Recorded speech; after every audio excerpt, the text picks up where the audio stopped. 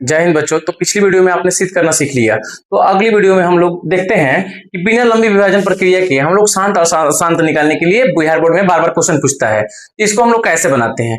तो देखिए, हम लोग को पहले समझना है शांत किसे कहते हैं। देखिए, ऊपर वाले को बोलते हैं अंश और नीचे वाले को बोलते हैं हर।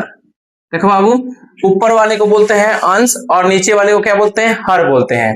तो बाबू मान लीजिए कि 1/2 है ये क्वेश्चन। ओके, हम मान लेते हैं एक क्वेश्चन लिए जिसका है, जो क्वेश्चन है 1/2 है।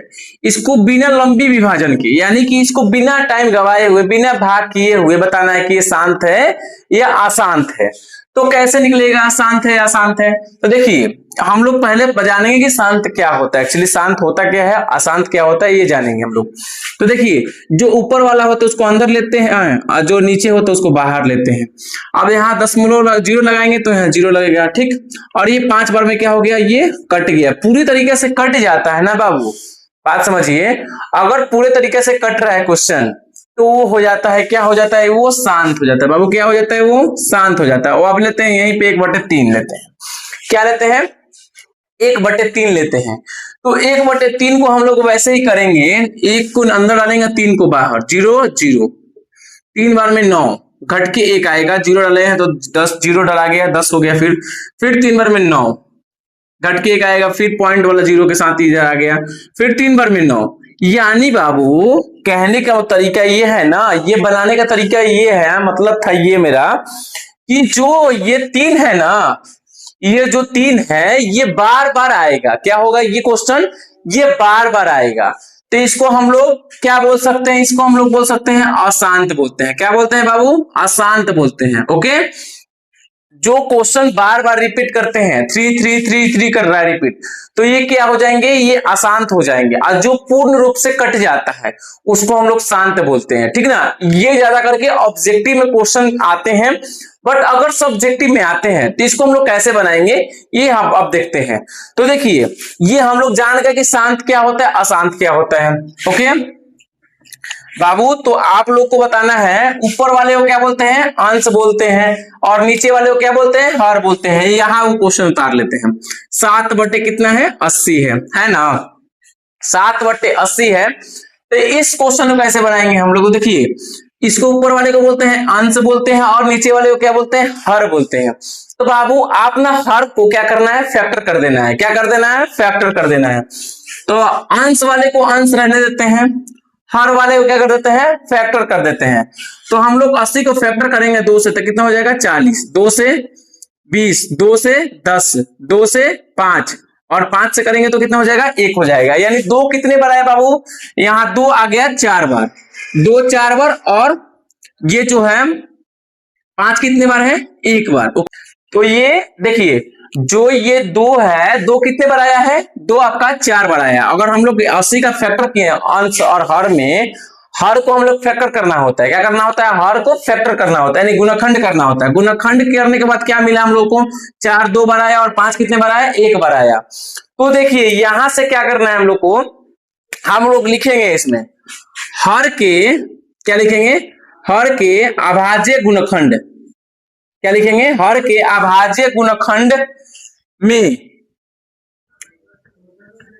हर के अभाज्य गुणनखंड में केवल क्या मिला हम लोगों को, केवल 2 और 5 मिला। क्या मिला, 2 और 5 आया।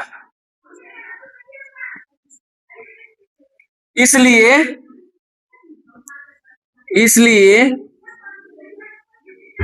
7/80 का दशमलव प्रसार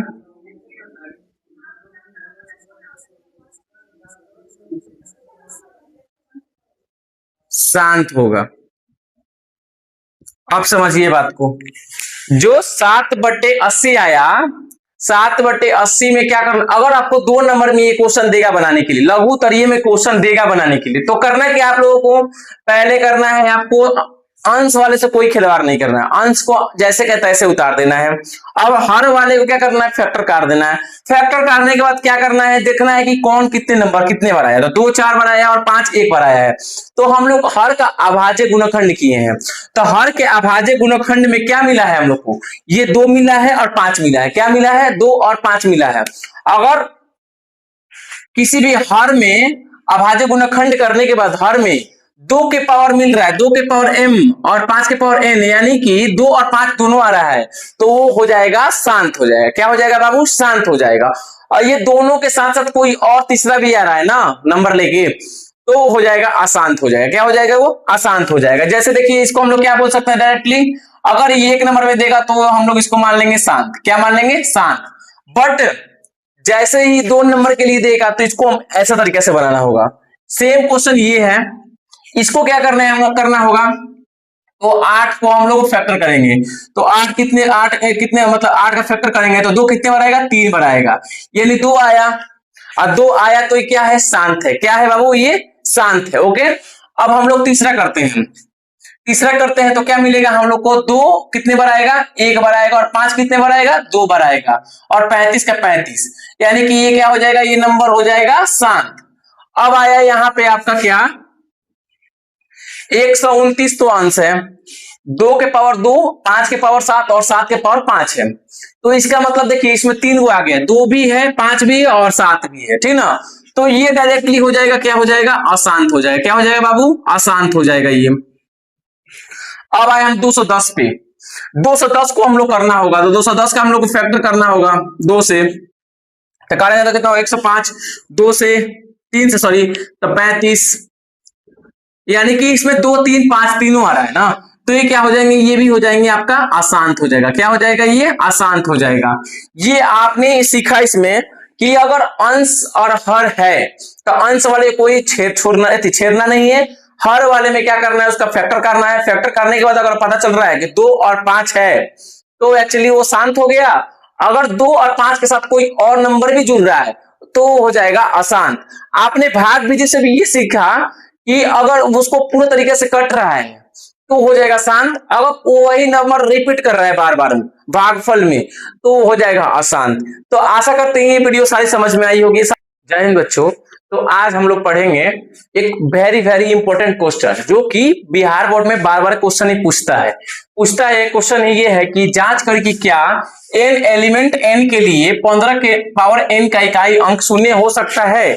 इसके लिए हम देखिए ये क्वेश्चन के लिए क्या होता है, बनाने के लिए इसमें थोड़ा सा दिमाग लगाना पड़ेगा। देखिए जिसमें कोई नंबर नहीं देता है, आपको डायरेक्टली इसमें प्रूफ करना होता है, निश्चित करना होता है कि है या नहीं है। तो देखिए पहले हम लोग को पता करना है कि यहाँ लिखेंगे, पहले हम लिखेंगे हल और लिखेंगे 15 के पावर n दिया है। क्या दिया है, 15 के पावर n।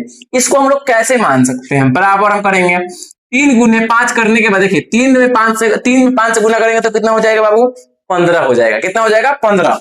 अब इसके ऊपर हम पावर में n दे सकते हैं कि नहीं दे सकते हैं, दे सकते हैं। आप बोलोगे सर दे सकते हैं, बिल्कुल। देखिए तो क्या होता है ना, देखिए अब यहाँ हम लोगों को, आप लोगों को ये सारी बातें समझ में नहीं आई होगी। अब जैसे ही हम एक टॉपिक बताएंगे, आप लोगों को एक चीजें बताएंगे, एक टॉपिक बता रहे हैं, उसमें अगर आप लोग को ये सब चीजें समझिएगा ना तो ये ऑटोमेटिक समझ में आने लगेगी आपको। जैसे 10 ले लेते हैं, यहाँ 20 ले लेते हैं, यहाँ 30 लेते हैं और यहाँ 40 50 और 60 ले लेते हैं मान लीजिए। ओके, अब देखिए हम लोग 2 कैसे लिख सकते हैं, तो बोलिएगा सर 2 गुने 5, बिल्कुल बढ़िया। ये इसको कैसे लिख सकते हैं, तो 2 गुने 5 यानी कि 2 कितने बार, 2 के पावर 5, ऐसे लिख सकते हैं ना। ओके, अगर ऐसे मानिए तो ऐसे ठीक है। अब इसको कैसे लिखना है, 2 गुने 3 गुने 5। ओके, इसको ऐसे लिख सकते हैं हम लोग। अब देखिए इसको कैसे लिख सकते हैं, 2 गुने 2 गुने 5। ओके, इसको गुणनखंड करेंगे ना, इन सबको फैक्टर करेंगे एक्चुअली, तो ऐसे ही प्राप्त होगा ये। तो अब देखिए इसको कैसे करेंगे, 2 गुने 5 गुने 5। ओके, अब इसको करेंगे जैसे ही तो क्या निकलेगा हम लोग का, 2 गुने 2 गुने 3 गुने 5। ओके, ये हम लोगों को चीजें मिली है। अब ये यहां तक आप लोग को समझ क्या कर रहे हैं सर आप, तो देखिए बाबू हम लोग 10 का जब हम लोग फैक्टर किए हैं तो क्या मिला, 2 गुने 5 मिला। 20 का फैक्टर किए तो क्या मिला, 2 गुने 2 गुने 5 मिला। वैसे ही सब क्वेश्चन को हम लोग फैक्टर करने के बाद क्या यूनिक निकला, इसमें 2 और 5 निकला। क्या निकला, 2 और 5, सब में 2 और 5 होगा, 2 और 5 होगा, ओके 2 और 5 होगा। बट जैसे ही हम लोग जांच रहे हैं कि 15 के पावर n है, तो हम लोग 15 को तोड़े तो यहाँ क्या मिला, 3 और 5 मिला। 3 5 तो मिल गया, बट 2 नहीं मिल पाया। तो हम कैसे लिख सकते हैं, चूंकि लिख लेंगे, चूंकि 15 के पावर n में क्या लिखेंगे, के गुणनखंड में